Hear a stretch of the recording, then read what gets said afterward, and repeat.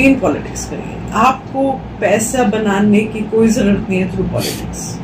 ये लोग क्यों करते हैं मुझे समझ में नहीं आता। You are a public servant, you are a representative of the people. आप प्लीज लोगों का रिप्रेजेंटेटिव बनकर रहिए। मैं शमा अफरोज, एसटी न्यूज में आप सभी का बहुत स्वागत है।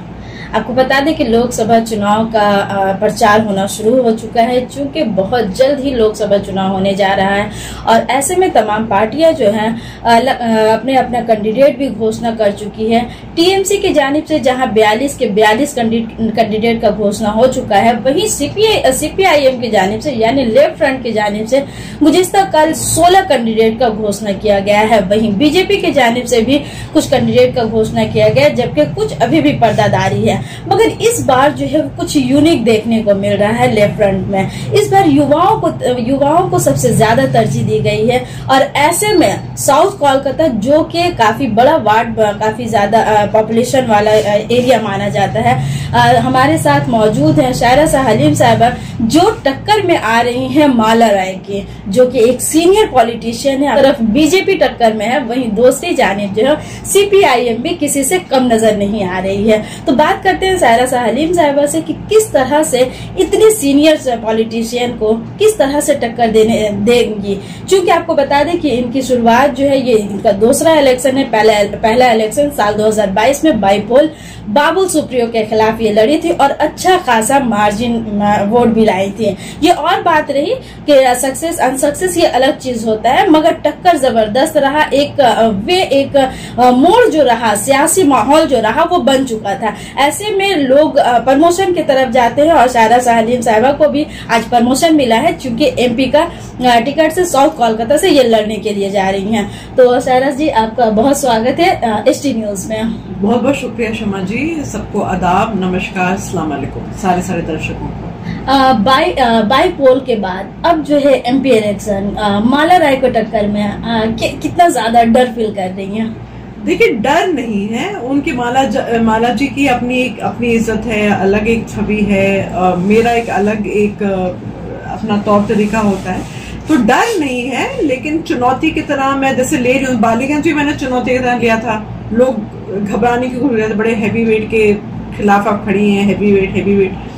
तो मैं तो बस ये बोलता हूँ, ये कौन हैवी वेट है कौन नहीं है ये मैं नहीं जानती। मैं अपने वसूलों से लड़ रही हूँ, तो वही वसूल को लेके, वही प्रिंसिपल्स को लेके हम लोग बहुत बेहतरीन से जो है धूमधाम से शुरुआत की हमने इलेक्शन की, और मुझे पूरी उम्मीद है आगे भी बहुत अच्छा ये इलेक्शन रहेगा। चूंकि आप ये मानती होंगी कि माला राय जो है वो काफी सीनियर पॉलिटिशियन है और ऐसे में आपका तो 2 साल 3 साल का तजुर्बा रहा है, तो ऐसे में कितना ज्यादा मार्जिन लाने का कगार पर है? जी शमा जी, जरूर। मैं इलेक्टोरल राजनीति में तो 2 साल मेरा समय रहेगा, लेकिन मैं 10 साल से राजनीति से जुड़ी हुई हूँ एज एन एक्टिविस्ट। ग्राउंड पे एनआरसी का मूवमेंट हो, कुछ भी जमीनी कोई हालात हो, कोई भी मुद्दा हो, औरतों को लेके, माइनॉरिटीज को लेके, गरीबों के लेके, हर प्लेटफॉर्म में मैंने आवाज हुई, चाहे वो लिटरेचर फेस्टिवल हो या नेशनल टीवी हो, कोई प्लेटफॉर्म हो, सेमिनार हो, मैंने जरूर जो है अपनी जो है बहुत वोकल राय दी है और बहुत मैंने आवाज चीख के लिटरली जो है ना लोगों के लिए लड़ा है। और वही जो है अभी भी वही रेपुटेशन है कि मैं लोगों के साथ हमेशा खड़ी रही हूँ और आगे भी मुझे उम्मीद है वही बरकरार रहेगा।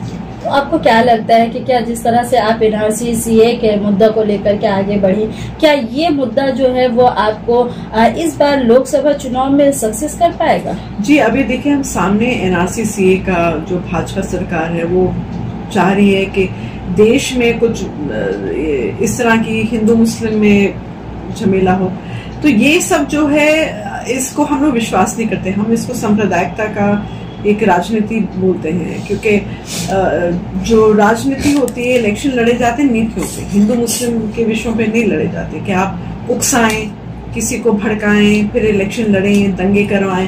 तो ये मुझे राजनीति एकदम पसंद नहीं है और ये राजनीति एकदम समाप्त होना चाहिए।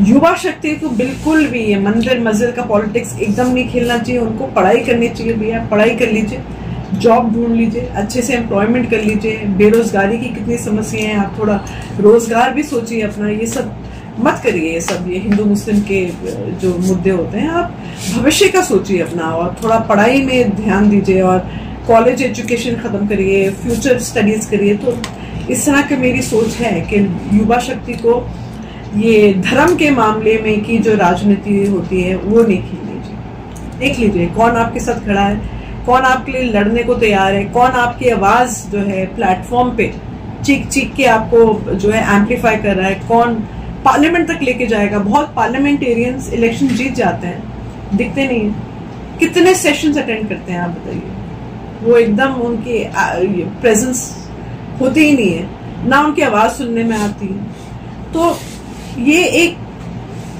जो है I feel it's waste of a candidature, एक वेस्टेज हो गई।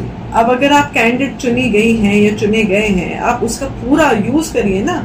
आपको एक प्लेटफॉर्म मिला है, आप लोगों के लिए खड़े रहिए, उनकी आवाज बुलंद करिए, उनके विषयों को समझिए, उनको जो है हल करने की कोशिश करिए। आपको नहीं लगता है कि लोग जो है इलेक्शन से पॉलिटिशियन होते हैं वो सब्ज बाग दिखाते हैं या डुबाने के लिए कि मैं आपकी आवाज बनकर उठूंगा, मगर जैसे ही इलेक्शन खत्म होता है पार्लियामेंट में जाने के बाद उनकी आवाज पता नहीं कहाँ गुम हो जाती है, या फिर वो बिल्कुल आप सही फरमाया कि बहुत लोग होते हैं गायब हो जाते हैं, इलेक्शन से पहले बिजी रहते हैं। लेकिन जैसे कोई सामाजिक कार्यकर्ता हो या कोई एक्टिविस्ट हो जो हमेशा बिना टिकट विकेट के, मैंने देखिए टिकट मैंने कभी किसी पार्टी से मांगा नहीं आज तक। अभी भी मैं अगर ये लड़ रही हूँ तो अपने काम के बलबूते, और पार्टी ने मुझे अप्रोच किया। मैंने कभी भी कोई राजनीतिक दल को अप्रोच नहीं किया कि मुझे टिकट चाहिए। मैं एक एक्टिविस्ट हूँ, लेखिका हूँ, और मैं अपने कार्य से खुश थी। कॉर्पोरेट बैकग्राउंड में 17 साल मैंने कॉर्पोरेट कंपनीज में काम किया है। लेकिन जो देश के हालात हो रहे 2014 से लेके तानाशाही का एक माहौल जो बन गया था, तो मैं हर प्लेटफॉर्म में अपनी आवाज बुलंद कर रही थी, नेशनल मीडिया में बोल रही थी। तो उस वजह से काम को देखकर पार्टी ने अप्रोच किया है। तो अगर आप एक्टिविस्ट के तौर से अपनी आवाज उठाती रही हैं इतने सालों से, आगे भी उठाती रहेंगी। कोई ये नहीं है कि इलेक्शन की वजह से आदमी जो है आवाज उठा रहा है, वो तो 10-11 साल से आदमी आवाज उठा रहा है। आपको नहीं लगता है कि सिर्फ काम के अप्रोच पे नहीं, बल्कि आपका जो बाई इलेक्शन था, बाई पोल था, वो कहीं ना कहीं टीएमसी के कैंडिडेट बाबुल सुप्रियो से टक्कर था, जिसकी वजह से आपका वोट मार्जिन में कुछ इजाफा हुआ? नहीं, लोग पसंद नहीं कर रहे थे उनका वोट शेयर, लेकिन ये बात तो है। लेकिन ये भी मानना होगा कि मेरा कैंडिडेट जो भी उनको पसंद आया, वो लोग को पसंद आया कि कोई कॉन्फिडेंट जो है वहां पे महिला डोर टू डोर करे कैंपेनिंग स्लम एरिया, क्योंकि और कोई दिख नहीं रहे थे ना। कॉन्फिडेंट थे कि भाई हमें क्या जरूरत है, डोर टू डोर करेंगे। हम लोग चाय पी रहे थे, हम लोग गरीबों के साथ थे, वहां पे उनकी बस्ती में थे, उनसे दुख सुख बांट रहे थे, बात कर रहे थे। तो ये डोर टू डोर जो मेरी कैंपेनिंग जो चली है कांग्रेस के साथ, वो काफी रंग लाई है, क्योंकि लोगों को ये दिख रहा था कि आदमी जो है इतना मेहनत कश कर रहा है, रमजान के महीने में इतना डोर टू डोर कर रहा है, तो इसको करते हैं सपोर्ट। ये लोगों को दिख रहा था।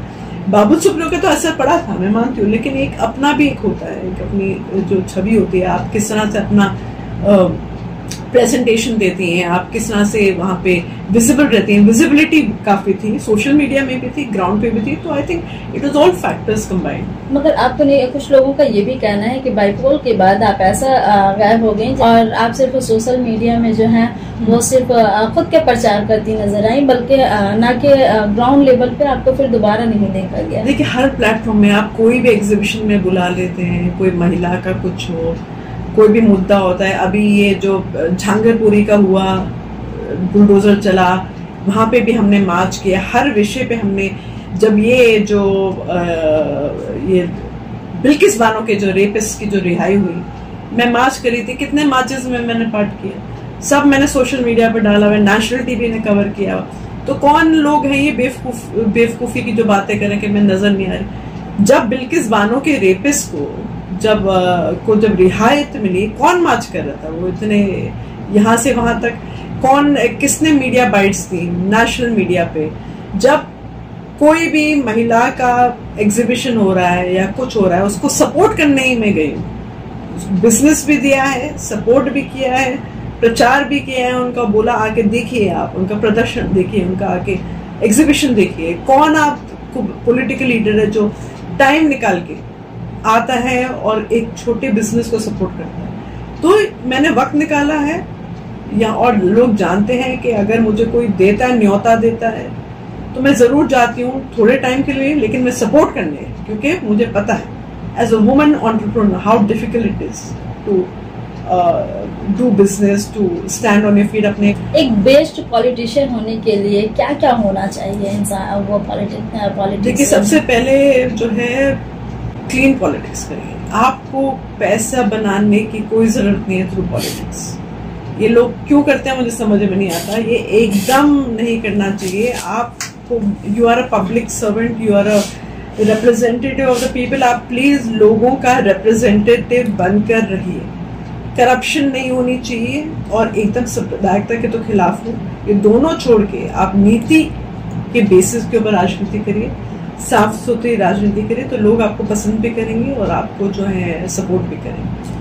आप अगर सपोज अगर पार्लियामेंट में अगर पहुंचती हैं तो आप कौन सी बात को, आपकी आवाज क्या होगी, कौन कौन से मुद्दे को लेकर के आप आगे की तरफ बढ़ेंगे? बेरोजगारी की मुद्दे बहुत बहुत बहुत गंभीर मुद्दे हैं। ये तो चारों तरफ से आवाजें गूंज रही हैं मगर कुछ सुनाई नहीं दे रहा है। वही मैं कह रही हूँ, गूंज तो रही है लेकिन हल कोई नहीं कर रहा ना। ये देश में देखिए कितना रिसेशन छाया हुआ है, कितनी बेरोजगारी है, और ये भाजपा क्या करिए, डिफ्लेक्ट करिए।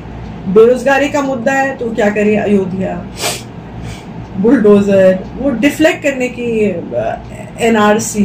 भैया आप युवा शक्ति को पहले जॉब दीजिए, उनका 3 वक्त का खाना दीजिए, हर गांव में आप इलेक्ट्रिसिटी लाइए, हर चीज जो है एजुकेशन पे ध्यान देखिए, क्योंकि वो जो बेसिक प्रोमिसेस हैं, बेसिक वादा आप पूरा नहीं कर पा रहे तो आप फिर एनआरसी करवाएंगे, बुलडोजर चलाएंगे।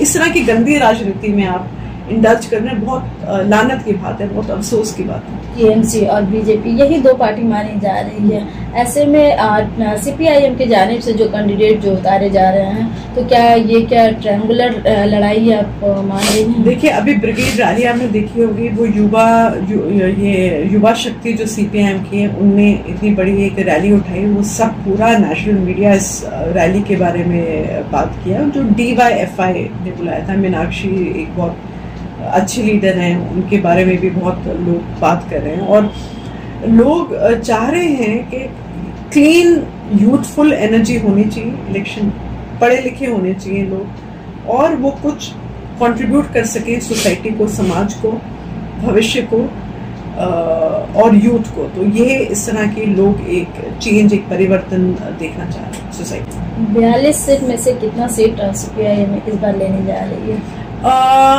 इस बार काफी मिलेंगी, इस बार काफी मिलेंगी, क्योंकि जो कैंडिडेट्स की चॉइस है अच्छी है, और आप देख रहे हैं जैसे जो हम लोगों का ये रैली हुआ इतना बड़ा, जो बहुत कामयाब रहा है, और बाई इलेक्शन भी कामयाब है। सागर दिकी की बात करें, बालीगंज की बात करें, पंचायत इलेक्शन में भी वोट शेयर पड़े हैं, तो परसेंटेज ओवरऑल पंचायत इलेक्शन से लेके बाई पोल्स आप देख लीजिए, सागर दिकी का देख लीजिए, बालीगंज का वोट शेयर बहुमत से पड़ा है। तो वही रिफ्लेक्ट होगा अभी लोकसभा में। लोकसभा के बाद 2 साल बाद असेंबली इलेक्शन सामने है, तो लोकसभा का जो रिजल्ट रहता है वो रिफ्लेक्ट करेगा असेंबली इलेक्शन में। तो मुझे बहुत एक तरह से I am feeling very positive कि इस बार अच्छा ही रिजल्ट आएगा। साउथ कोलकाता के दर्शकों को क्या कहना चाहेंगे, क्या मैसेज होगा आपका? कोलकाता साउथ के मैं दर्शकों को ये बोलना चाहूंगी, आप प्लीज मेरा सहयोग करिए, सपोर्ट करिए। आपको मैं एकदम निराश नहीं करूंगी, हमेशा आपके साथ रही हूँ हर प्लेटफॉर्म में, वैसे भी मैं भविष्य में आप लोगों के साथ खड़ी रहूंगी। तो प्लीज आप लोग सपोर्ट और सहयोग करिए कोलकाता साउथ कंस्टिट्यूंसी। बहुत बहुत शुक्रिया। चलिए, बहुत शुक्रिया। तो यही है हमारे साथ शायरा हलीम साहिबा।